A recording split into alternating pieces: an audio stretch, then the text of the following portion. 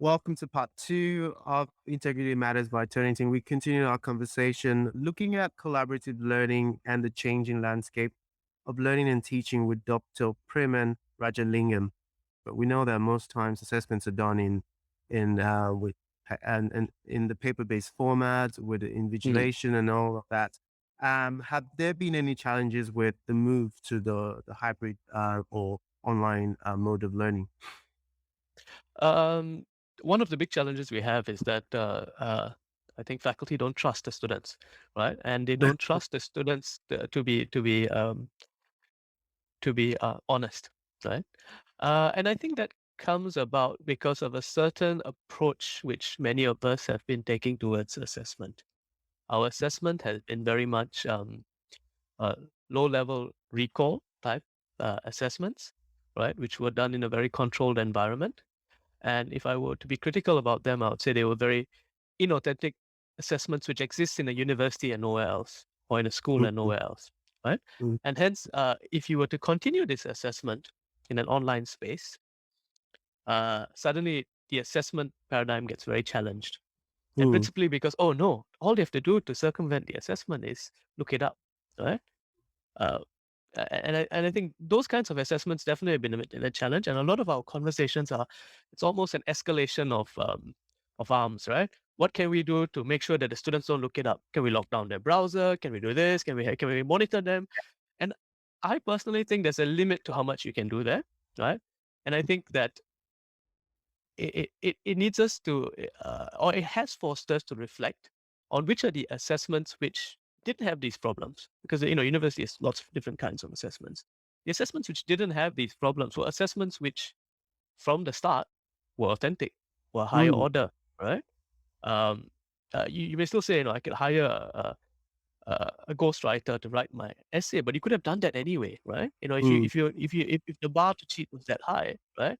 mm. Uh, then so it works online. So I mean, I think what we've this has really kind of shed the light on is that assessments, especially at university level, right, need to be authentic. The moment they're authentic, right, a lot of the concerns about is assessment reliable? Is it valid? Are students cheating? Etc. That kind of uh, disappears comparing to Mm, online face-to-face assessment. And I think we need to be honest with ourselves there as mm, well. I'm not saying there's not a place for this kind of knowledge-based assessment. There is, right? But if that's your only assessment or your only data point in your course, then I think that there's perhaps something misaligned between what your course is intended to achieve and what you're actually measuring. I'm just curious to know, has there been a move to more formative assessments as opposed to summative assessments That that within the that has university? It Yeah, has.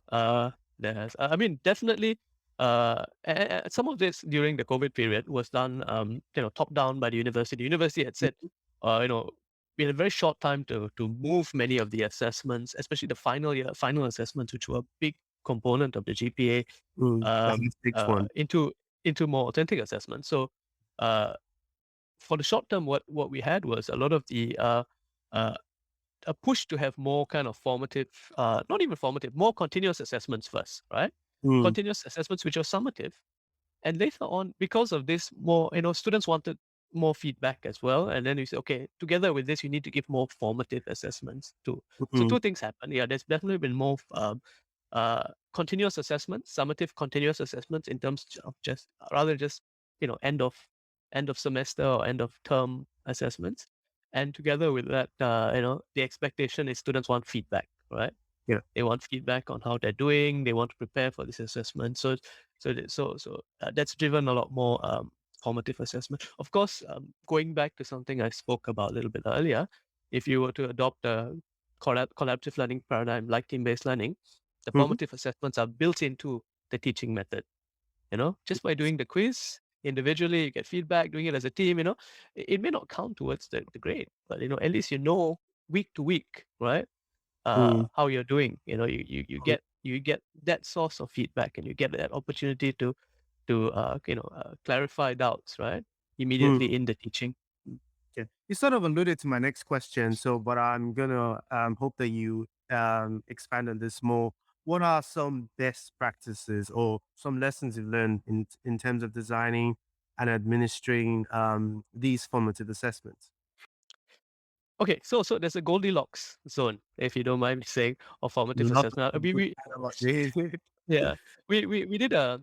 I talked about team-based learning earlier, right? And I talked about the various components of assessment. We did a study a couple of years ago, because in the first few years when we started the medical school, all these assessments were counted towards the GPA, right? Mm, And then after a while, we stopped counting them towards the GPA because, and the reason we stopped, right, was because we felt that it was creating negative behavior. It incentivized negative behavior. It stopped being about the learning and sometimes pushed students to be about the grade, right? But then a few years later, we went back and we had two groups. One group which went and did the assessment, and one group which was completely purely formative. And we said, what was the difference? Did one group perform better? Did one group study more? Right? The interesting thing is the group which was assessed did slightly better and studied slightly more, right? But on reflection, not enough to warrant the stress, perhaps, right?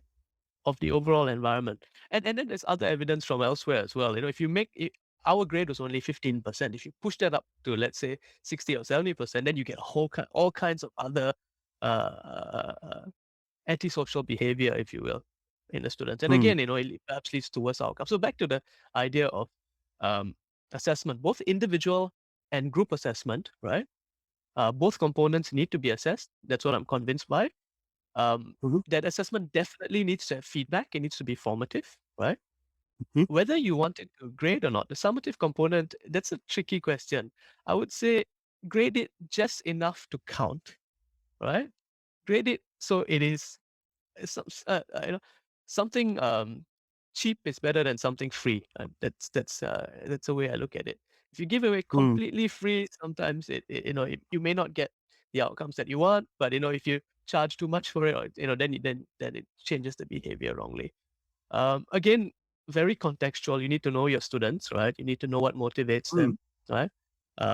I think that in the medical school, we felt that we inherited a group of self-selected students who were very motivated, and they were motivated by the end goal, to become successful doctors, right? So we could definitely not emphasize the summative component of the assessments as much, though it did make a small difference. Um, and yeah, so I guess that's what I'll say about that. give them something to work towards, or give them something to be motivated. Mhm. Let them earn that mark as opposed to just giving it to them free. Yeah, It, but then that's if what you we, make it, yeah, but if you make it too much, then you throw out a lot of the other things as yes, well, right? Right? definitely. Yeah, And I the other think thing that's really important, at least what I've learned as well, is if you grade if you grade the individual component, grade the team component, right? If hmm. you don't grade both, then don't grade both. Yeah, Yeah, there's a sorry, lot sir. of in terms of when it comes to group grading group assessments, there's a lot of controversy in terms of who did what and all of that. Mm, And it's now created this broader um working group on looking at rubrics that assess group work, but rubric that still assess individual participation. yeah. So yeah, they're still finding the balance, and I don't Mhm. think anyone has gotten it right yet. But yeah, curious to see how we navigate this space, especially in the online space. My next question is regards to the idea that there might be a lot of security challenges with assessments now being done remotely. Um, do you have, or can you share some best practices to ensure the security and the integrity of assessments, especially the ones that are not done in person? Yeah. Again, if it is a kind of a traditional assessment, and there's a worry that an individual will cheat on it, I think a very motivated if an individual is really motivated to cheat, right? Whether it's face to face or online, there's only so much you can do. But especially what we find, I think, with online assessments, having higher order, even if it's a knowledge basis, higher order questions, and having them timed, right, makes a Hmm? difference. If the topic that you're teaching for allows that, right? And if you can, just make it open book, right? That Oh, hey. yeah, yeah, make it open book. I mean, because even if it's time, to be honest, um, the truth is, I mean, what separates an expert and a novice when they look up something open book, right? An expert's a lot Mm, faster when he looks up something open book than a yeah, novice, right? And that's they know all where to we find it. they know where to find it, right? And so Yeah. make it open book and make it timed if you have an assessment which has a very heavy knowledge component. Um, and take that into account in the performance. Of course, you may worry that the student's not the person who's actually sitting for the assessment, and then you may need to have some kind of authentication there, right? Especially in large classes. But that's cheating, and that's an academic integrity case, right? As well. Mm, mm, mm. Excellent. I think what I might take away from there is it's the use of more higher order questions that are timed. I think that's where a lot of people are doing more work in. So thanks for sharing that. Now we've been talking about formative assessment, and that angle requires some level of feedback. How is technology supporting the need for just-in-time feedback Mm. for as a way of enhancing learners' experience? Okay, I guess one form of just-in-time feedback is going back to the team-based learning, individual and team quizzes, which Mm, it gives you uh, immediately and in the team at least what are issues which you're struggling with, and then just in time you get that once you've identified the knowledge gap, you have an opportunity to kind of fill it, right?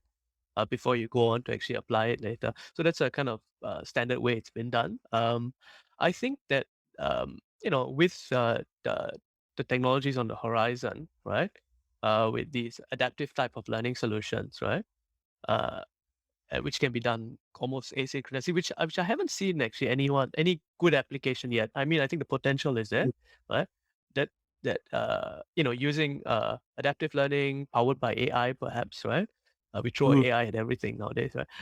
There's the real potential, right, to have this adaptive learning which is customized to the individual, right? Right now, like the adaptive learning that we have is that the instructor decides these are the things that you have to learn. I may build in certain uh, feedback mechanisms to let an individual know, or this is where you need to ask a question. This is what you really know and don't know.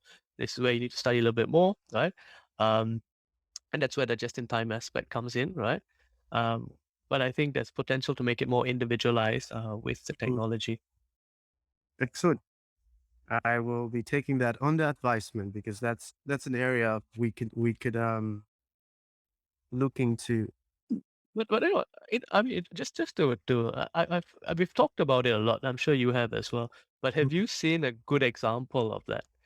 No, I think Individualized, just in I haven't. time. Yeah, and so I think it will happen. It will happen. But I think that we need to acknowledge that we haven't really seen a great example of it Yeah. yet. Yeah, Mm, I think the closest we get to just in time is providing feedback after the assessment, just after the mm, assessment. But just in yep. time in this context is looking at while you're being assessed, there are areas you might be you might need to study more just so you can Mm, learn more, and that's the just in time. It doesn't have to be at the end of the assessment; it can be during the assessment and all of that stuff. So yeah, mm, I mm. haven't seen it, but I'm sure it's coming. The world's moving really fast. Um, finally, have you got any other thoughts based on the topic at hand, collaborative learning and the changing landscape of learning and teaching? Have you got any other thoughts or ideas you want to share with the academic community? I mean, I myself am an educator. My research area is pedagogy, but I do think that especially at this time, it's good to fall back on a few. There are lots of frameworks in education, but it may be useful for even um, non-pedagogy people, right? To think about some useful frameworks which guide their course design and teaching and learning. One of the frameworks which has been it's not a new framework, which is becoming really popular over the last couple of years. A bit of a resurgence is the Committee of Inquiry framework, right? Mhm, Uh, and I think it's a really accessible framework, which works in today's environment. So uh, I would advise faculty members who are struggling with this, of course, you may have intuitive ideas, but looking at a framework like that, it really kind of helps. Hmm. And that's not the only framework out there, but I think that's one which I personally kind of use in a lot of my own faculty development, and I find that it's a useful one. Perfect. Thank you. That's a really good way to end it by giving the academic community some advice in terms of choosing a framework as they're thinking of rethinking, Mm. reimagining their course experience or student learners experience in the online space. I'd like to say a big thank you to Dr. Preman Rajalingam, who is the Director, Center for Teaching, Learning and Pedagogy at Nanyang Technological University, Singapore, for being with us today. Thank you so much for your insights and just sharing your experience with us today. Thank you very much, too. I really enjoyed myself.